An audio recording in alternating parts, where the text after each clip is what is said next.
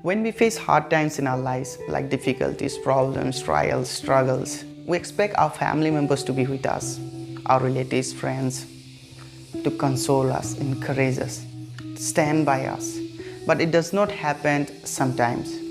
Rather, we face problems and oppositions from them only. We read a story in Bible about Joseph, and Joseph occupies from Genesis 37 till 50. We read his life and his struggles, how he faced opposition from his own brothers. Was that his fault that he was gifted from his parents a cloth? Was that his fault that he got a dream from God? What was his fault? That his brothers tied him, beat him, put him in pit. Later on, they sold him.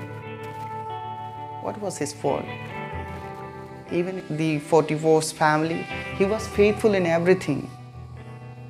However, Potiphar's wife accused him and put him in prison. Was it his fault? Everything was going against him, and whom he trusted, whom he thought they are the one whom I can trust, and whomever he thought that they are my one, they betrayed him. It was his own friend circle, it was on his family members from whom he faced opposition. However, we see Joseph's character, and that is the point I wanted to bring out here. He never opposed them, and he never spoke against anything ill about them. Rather, we read in Genesis chapter 39, verse 2. And in this verse, we read that God was with Joseph, and because of that, he prospered, and God was with him. And Joseph also equally followed and obeyed God's commandment, and he kept himself pure. He did not reply or repay evil for evil. Later on, see, he was the prime minister of Egypt, and his brothers bowed out before him for food.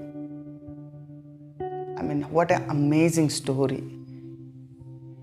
Opposition from his family, but we see a blessing in Joseph's life.